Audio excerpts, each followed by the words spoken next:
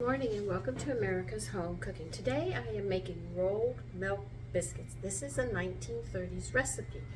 Now it's requiring original Bisquick mix. Now I know what it's made of and I'll give you the ratio so you can make it without any problem. But the thing is that I know that most of the ingredients are self-rising flour.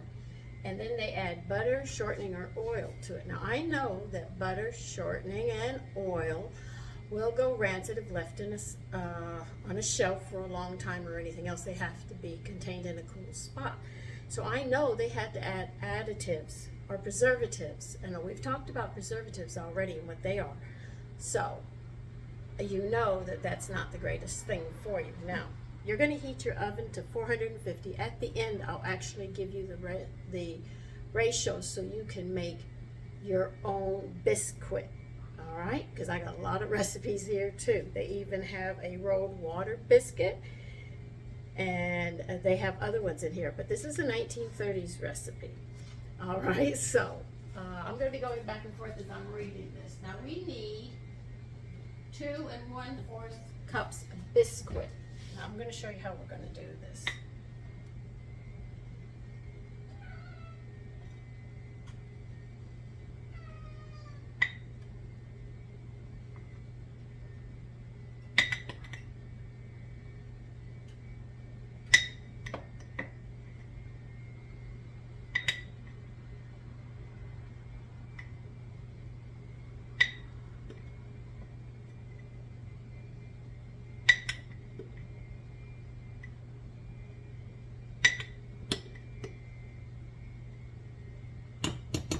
When you use this mixture, you cannot pack it into your measuring cups because you notice how I leveled it off and I didn't pack it in.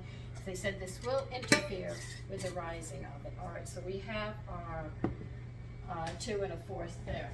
Now, because we have 2 1/4 here, I'm using butter, but they said you can use oil or shortening. I'm going to get some measuring spoons so we can do this right.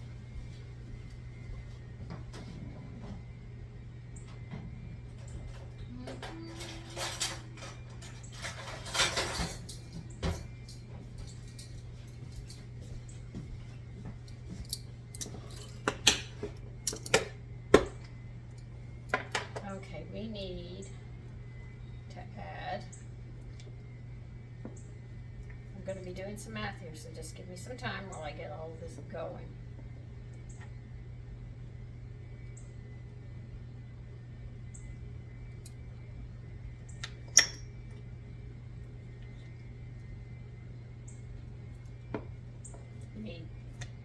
I'm adding 2 tablespoons and hold on. That's 1 1/2.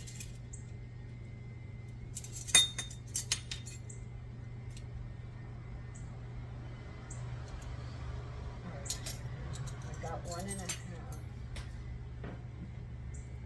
And 3/4 of a teaspoon. There'll be 2 3/4 teaspoons of butter that you're going to work into this.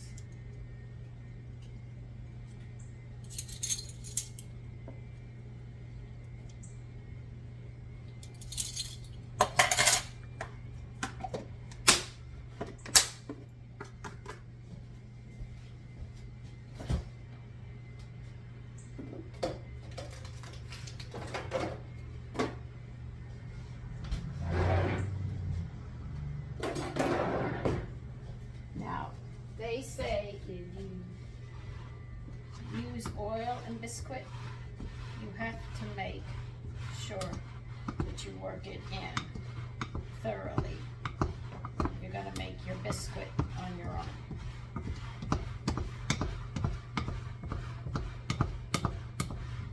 I'm cutting the butter into this, but if you're using oil for these biscuits, please work it in thoroughly.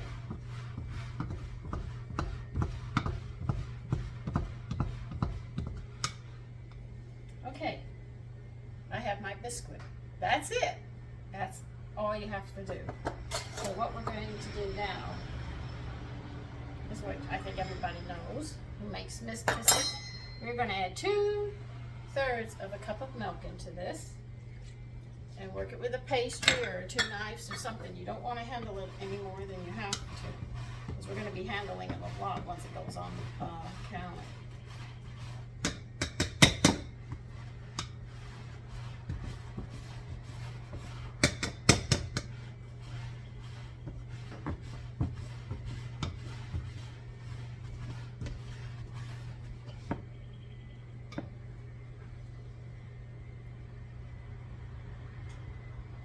And by the way, the company or the person who made Bisquick actually got the idea from a chef on a train.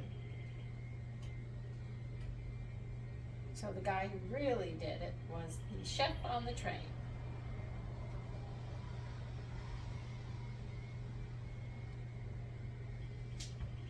Okay, I have to read the recipe because this is the new way of doing things.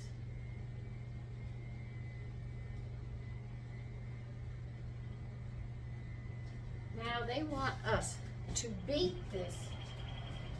Yes, you heard me. We're going to beat this for about 30 seconds.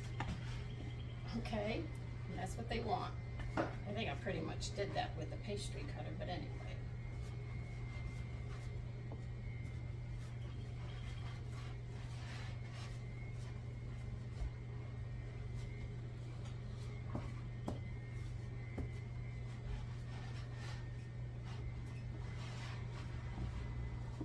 That's about 30 seconds, isn't it? You're not going to believe what's happening to it. I'm going to have to show you because you're not going to believe me if I tell you. Look what it did. It actually went into a dough. It actually, you know how biscuits usually don't. It's all crumbly, you have to put it together. This one actually did this.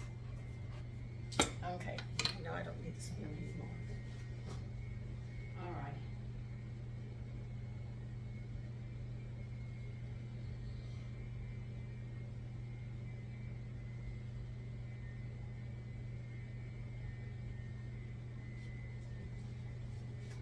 Okay, they want us to take the Bisquick flour. I'm not making any more. But they say to be generous with this. 1, 2, 3, 4, 5, 6, 7, 8, 9, 10. They want you to knead it 10 times. That's why you heard me count. I told you this is so different from what we know, and this is a 1930s recipe. So we're going to have 1930s biscuits.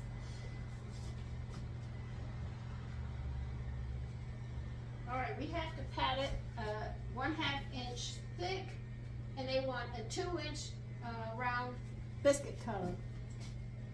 Oh, I'm going to wash my hands. I'm going into clean dishes, and I'm not putting flour there. I'll be washing all day.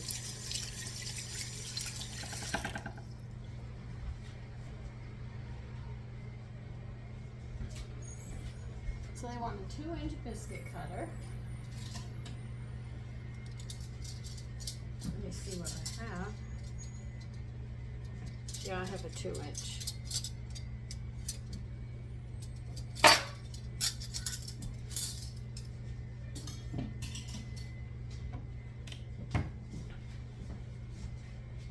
Now let's say pat this out to about 1/2 inch.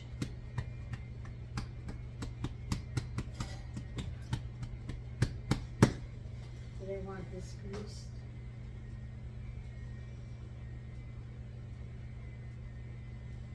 It's on an ungreased cookie sheet.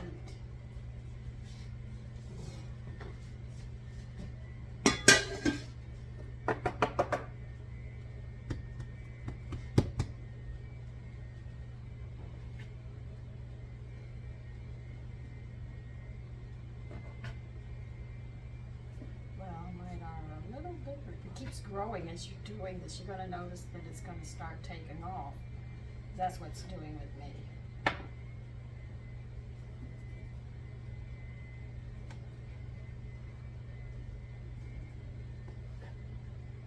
I didn't add anything to this because this is made differently than things that I've done. I'm sure I'll figure a way of how to manipulate this.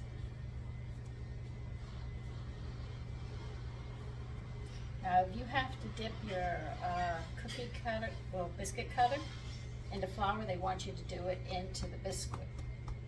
They do not want you adding any other flours.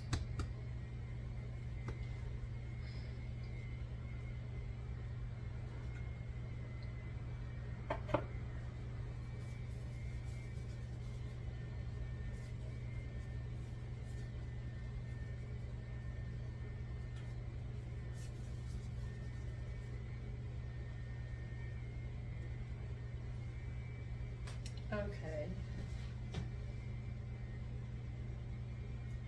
We're going to bake these until 8 to 10 minutes, and we'll see how they come out.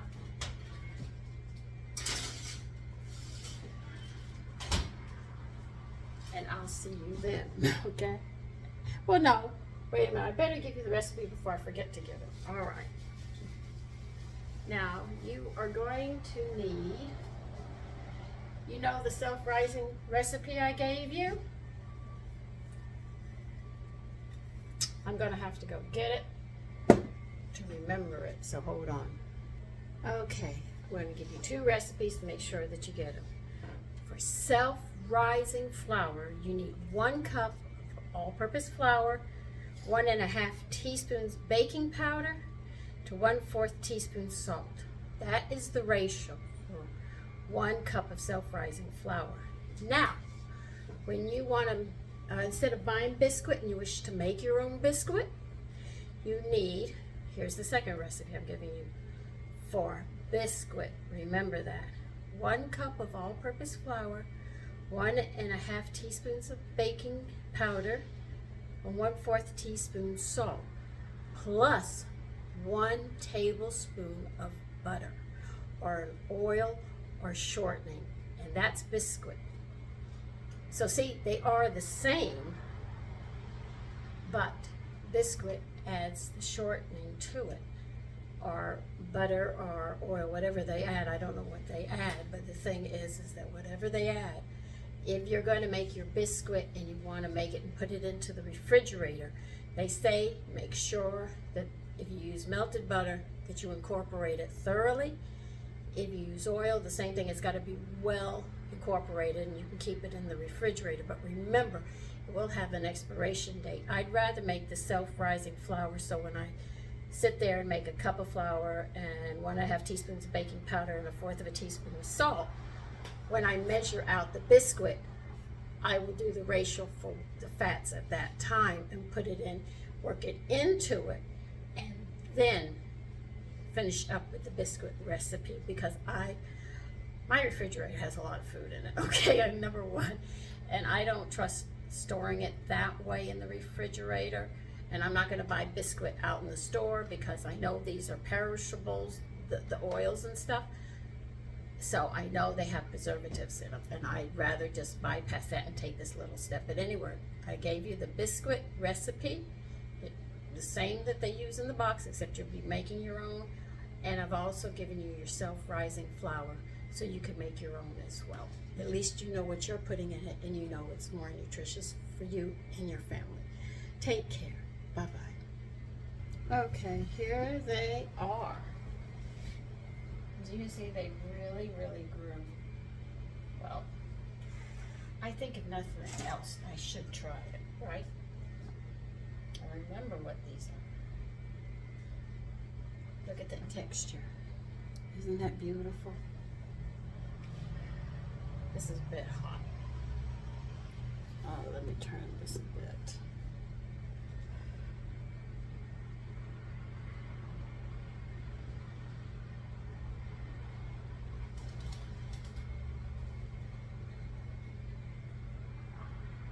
They are very, very light. Watch as you break them.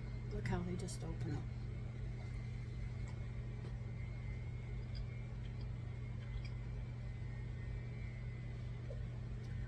A 1930 Biscuit recipe. Take care.